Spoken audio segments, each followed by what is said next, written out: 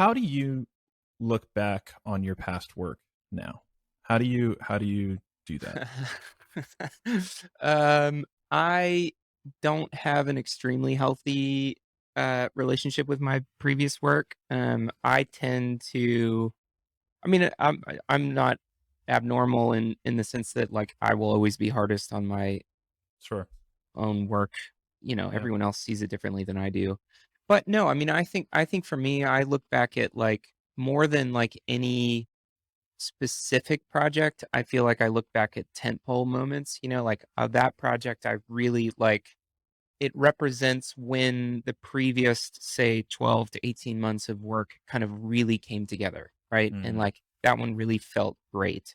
And then there's a bunch of like, okay, yeah, yeah, nothing extremely memorable. And then there'll be another one like a year later or 2 years later that like you just kind of go like, all right, that was a great representation of like all the stuff that was kind of that I was working on over those couple of years, like came together on that one. That one felt like I was like it was a good opportunity and I kind of rose to the challenge of that particular project, whatever it Mm. may be.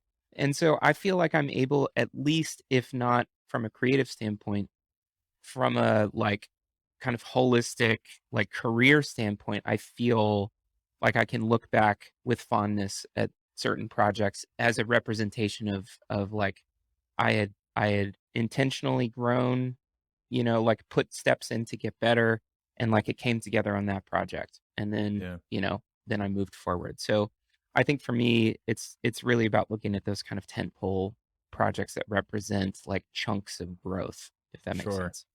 Yeah.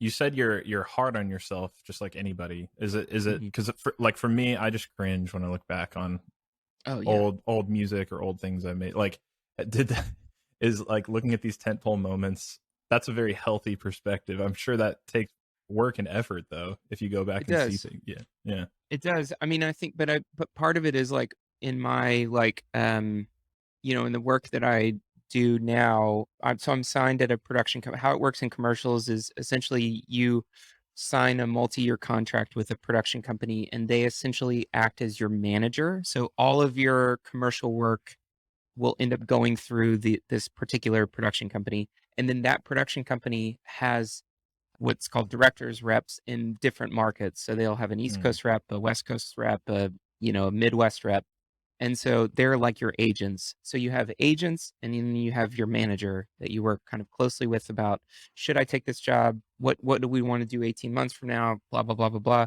And Mm. then the directors reps are the kind of the ones where the boards are coming, like where the jobs are actually coming. Like, oh, there's a Budweiser Super Bowl job that's in for Ryan. Like, do you want to pitch on it? And so that is like because of those relationships and they're constantly needing to present work to people, there is a necessity to look back on previous work. Like I can't just like go, Right. like everything I've done before is like doesn't exist. Mm. And so I've had to get better at like looking back on previous work and not just looking back on previous work, but knowing for a fact that like that previous work is being bundled and presented to like an agency to get future work. So, like, I Right. can't even like, I have to have some kind of healthy relationship with it because it is speaking for my, like, Right. future opportunities. And so, anyway, yeah, I've had to learn how to do that for sure. I think for me, like, like, staying in touch with your past work, what has been helpful for me is I can see when I was swayed by some kind of stylistic, broader kind of like cultural Mhm. stylistic moment, right? Yeah. And the stuff that I like, the stuff I can tolerate is typically the stuff that like does not feel incredibly time stamped. What's an So, example of that? Like, uh, what stands out as, like, something that was very trendy that might not fit today? I mean, like today, if you like, I mean, 3 years ago, 2 years ago, I think in the commercial space, like this mixed media, like filming approach. So you would like, you'd roll 16 mil and digital and Super Uh-huh. 8 and like, and VHS and like, you just Like, Yeah. you'd make up for, like, having no story by just, like, frenetically intercutting, like, all kinds of Right. crazy shit, and, like, I did a couple of those for sure. Okay. I, like, did one for Adidas, so, like and they were, like, a huge kind of, they went all in on, like, mixed media stuff, and so it will feel 100% time-stamped, like, that Right. work will feel time-stamped. Whereas I did a project for Nike where we shot 16 and digital, but I basically shot digital so that they wouldn't freak out about us shooting 16. And so even though the spot is technically cutting back and forth between digital and 16, it doesn't feel like a mixed media piece. What it Mm. feels like is I was able to create like a cover, like a comfort level in the client with the digital. And then my 16 mil operator is an amazing DP named Matt Ballard was able to just go like buck wild with the Yeah. 16, and it's still some of the coolest like 16 stuff that I've gotten to do. And so that one still not only does it not feel timestamped, but like that one still gets me jobs, and that was like 5 years Mm. ago. That's so cool. I Yeah, love that. And it's probably like a good way to think about work too. And I think most people probably fall into it is like your stylistic choices, things like that.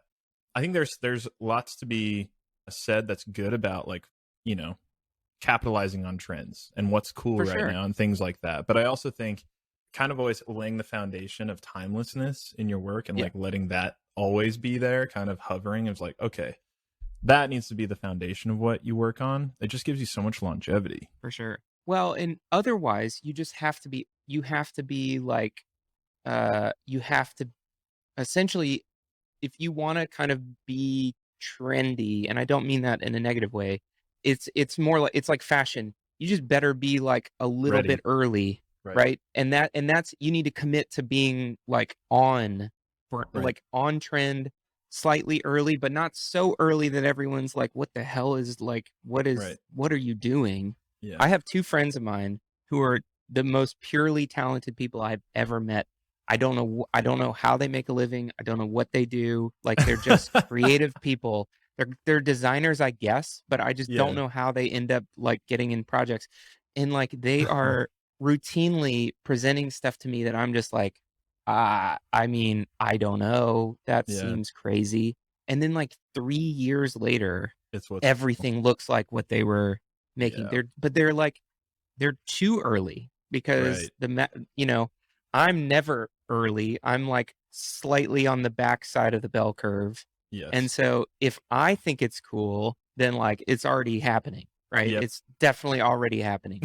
And so Yeah. these guys, like if they can't even get the people who are a little early, like you want to be on the front side of that bell curve, but not like, just over the peak, a little bit early. Those are the people who like you can make a whole career just being at that spot, but your work then, your art Mm. form is staying on at that point on the curve, riding that wave, and I just have no tolerance for that. I'm never early enough.